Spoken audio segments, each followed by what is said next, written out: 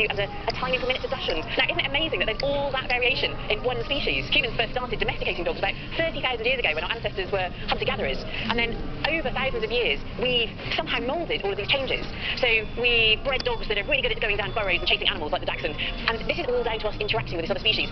Now, to explore this diversity and how it comes about in more detail, I need to introduce one more species, and my friend, geneticist, Professor Aoife McLyson.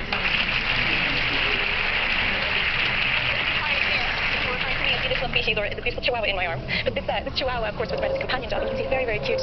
And dogs are especially interesting in terms of genetics because this huge diversity that we can see in front of us is actually down to quite a small amount of genetic diversity. They're, after all, just one species. And that makes it much easier to be able to figure out how genes contribute to the changes that we can actually see on the outside. So, for example, this little Chihuahua and other miniature dogs like this, the size variation is largely down to just changes in just one gene.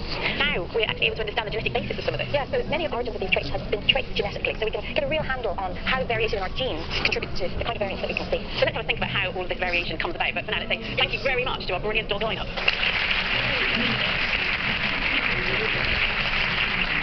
So all these differences have been bred into different breeds of dogs by breeders choosing dogs with particular traits and then breeding them on to the next generation. That's something called selective breeding. It's what Charles Darwin called artificial selection. And we imagine how we could continue thinking about this to see, well, does this happen in nature as well? So how do we get natural selection? And to really explain this, we're going to play a game with this demo, and we need 2 volunteers.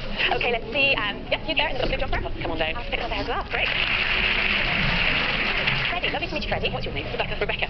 So what you see beside you here are 2 habitats, and you can see very quickly that this is a mainly orange habitat. The floor is orange, and it's filled with these balloons, which are mostly what we're calling orange pebbles. And over there we've got a grey habitat with grey floor and grey pebbles. But in amongst the pebbles, there is something else. So here we have a mouse, and there's orange and grey.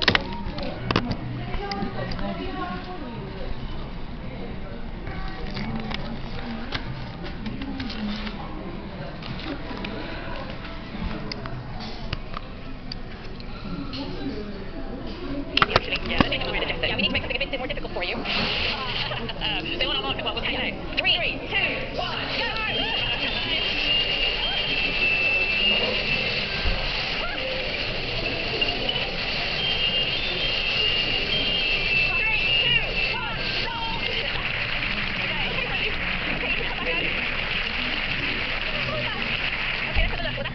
These are pebbles, so we'll put those back. What have you got in your box?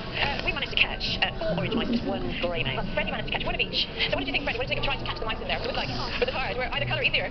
Not really, no. What about you over there?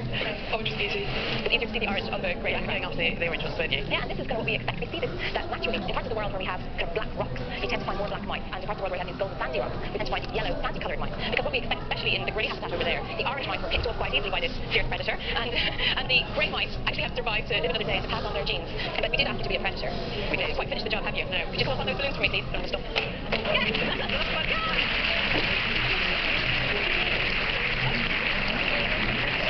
Artificial selection has created all the dog breeds that we see today. Natural selection picked off some orange mice in that demonstration. And natural selection has also acted on us humans as well. So our species originated in Africa hundreds of thousands of years ago, but then we spread out of Africa and colonised the globe. So we encountered all sorts of different environments as we went. And there are lots of ways that